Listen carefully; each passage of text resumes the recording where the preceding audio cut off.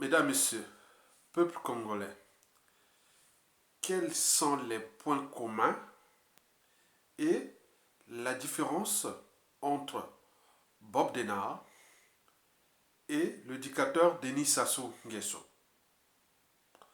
Pour commencer, nous allons d'abord vous décrypter le contexte géostratégique de l'époque de Bob Denard et celui de Denis Sassou Nguesso aujourd'hui. Et puis, je rentrerai en profondeur sur les points communs qui existent entre Bob Denard et Denis Sassou Nguesso. Et quelles sont les différences entre Bob Denard et Denis Sassou Nguesso. Pour commencer, je vous informe qu'être citoyen, c'est être informé. Et pourquoi? Parce que l'ignorance est la pire des souffrances. Le savoir et la connaissance vous libèrent. Pour info, la mémoire se construit et se transmet. Et l'espoir se donne. Et pourquoi? Parce qu'un peuple sans mémoire commune, collective et autres sera toujours dans la récurrence des mêmes erreurs, des mêmes tragédies, des mêmes drames. Du négationnisme, de la guerre de mémoire, n'oublions pas la repentance. Donc je vais vous expliquer des faits qui se sont passés depuis ces années 80 jusqu'à nos jours, puisque nous avions encore un Sassou Nguesso sur le dos, qui essaie de nous insulter, nous humilier, nous tuer, nous massacrer et autres. Mesdames, Messieurs, peuple congolais, traitons d'abord la question posée au niveau du contexte de l'époque. Quand on parle de Bob Denard, on pense tout naturellement au contexte de la guerre froide. La guerre froide. À la sortie de la Deuxième Guerre mondiale, la France avait bénéficié de ce rang-là, de gendarme de l'Afrique. En réalité, il s'agissait de le laisser libre cours, de lutter contre les communistes en Afrique. Donc, il avait le droit de vie et de mort de déstabiliser n'importe quel régime politique en Afrique. Avec ce droit-là. Jusqu'en 1989, c'est-à-dire jusqu'à la fin de la guerre froide ou de la chute du mur de Berlin.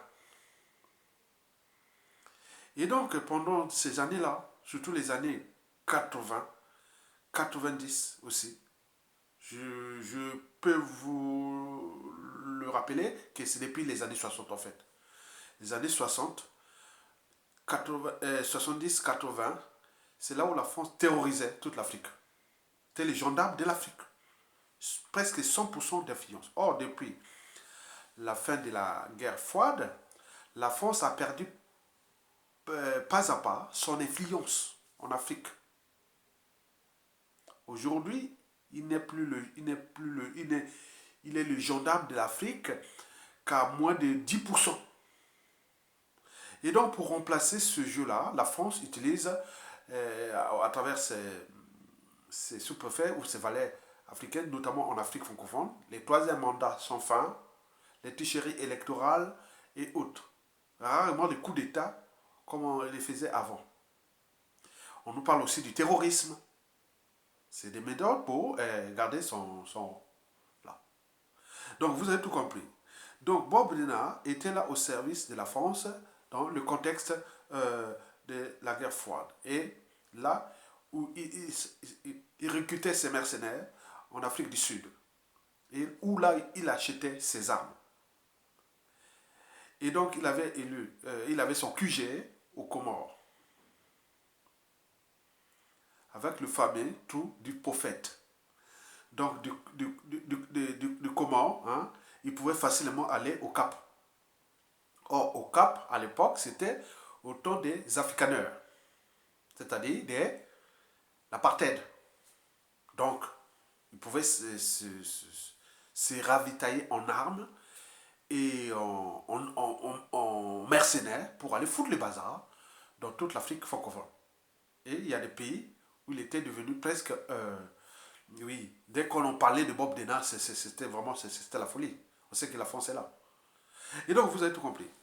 Donc, pour le cas de Sassou Nguesso, bon, historiquement jusqu'à nos jours, c'est un pauvre gars, quoi. Un négro. Nyama. Nyama. Nyama. Sassou Nguesso, c'est un négro. Un pauvre gars.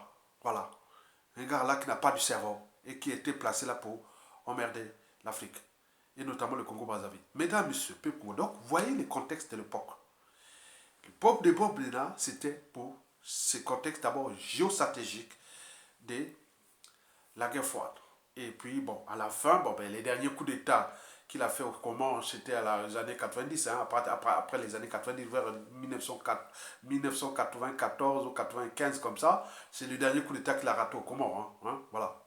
Avec tous ces membres-là, avec le Hoffman et tout ça qui avait recruté ici, hein, ici en France, et bon, voilà, qui ont ramené ça là-bas, ils ont échoué. Bon, vous avez tout compris.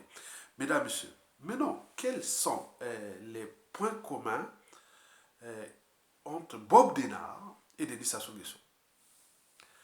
Leur point commun, c'est que leur point commun, Bob Denard et Denis Sassou Nguesso sont tous deux des mercenaires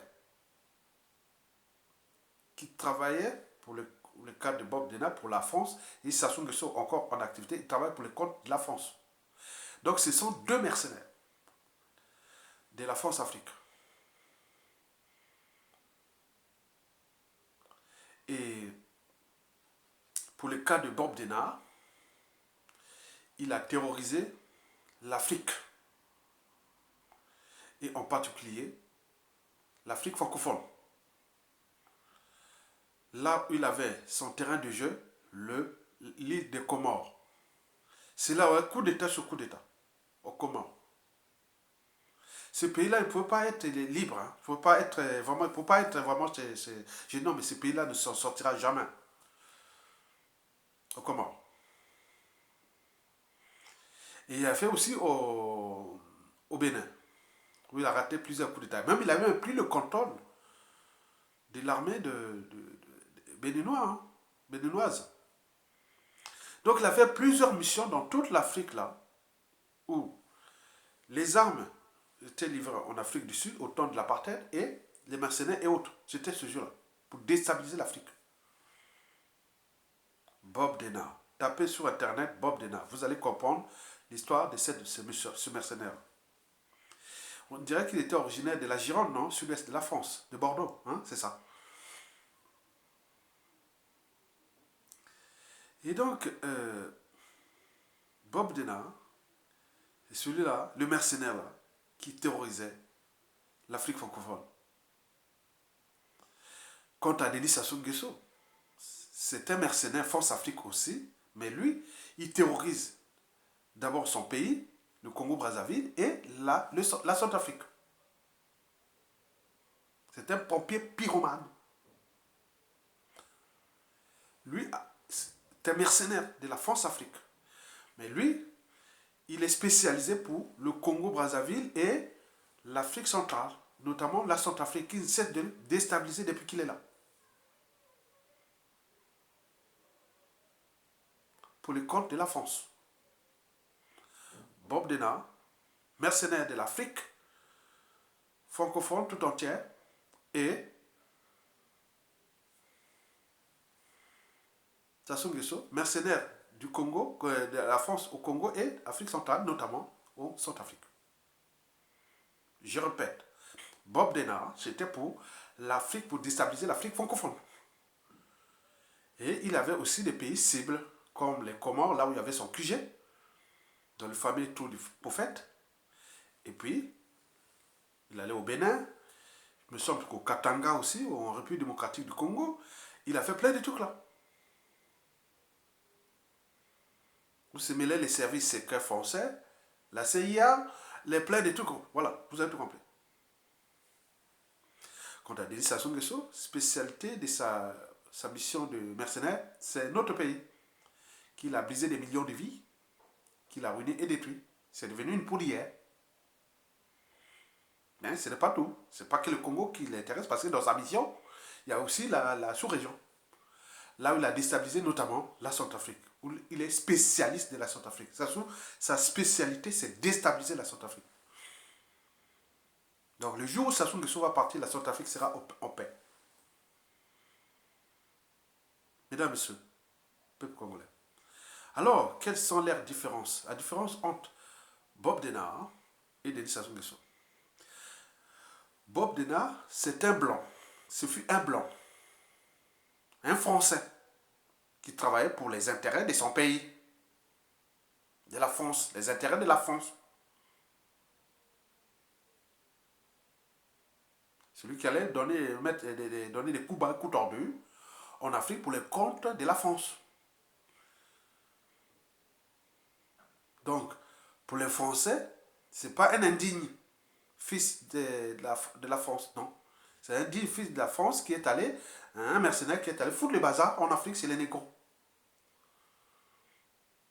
Et ce qui est retenu dans l'histoire, que Bob Denard fut quelqu'un qui est allé foutre le bazar en Afrique francophone. Il y a eu des morts, hein. Il y a eu des morts d'hommes, hein. Il y a eu beaucoup. Voilà, donc vous avez tout compris. Déstabiliser les États.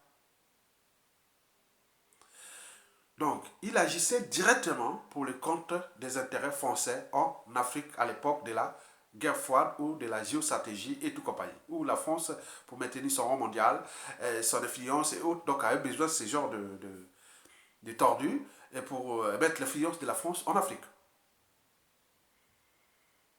Or, depuis, bon, tout a changé puisque la guerre froide est terminée. Maintenant, là, il y a la montée en puissance d'autres puissances économiques et militaires. Donc, la France, peut-être pour contourner ça, donc, obligée d'utiliser, d'imposer à ses valets les troisième mandats sans fin avec liquidation des populations.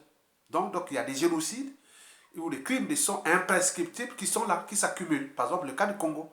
Donc, ça essaie d'ajouter des crimes aux crimes. Pour l'instant, il est là. La France tient. Mais à un moment donné, arrivera à un moment donné, la France rendra des comptes comme c'est fait au Rwanda, avec le Rwanda qui est d'actualité. Le Congo, ce sera pareil. Mesdames, Messieurs, peuple congolais, quant à Denis Sassou Nguesso, lui, c'est un mercenaire qui agit indirectement pour le compte de la France et directement pour détruire le Congo. Il est dans la signification d'un négro. Nyama. Nyama.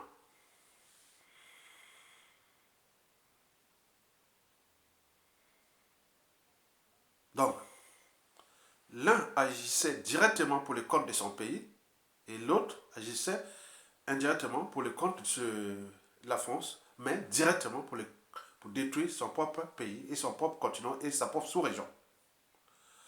Vous avez compris. Mesdames, Messieurs, je vous remercie.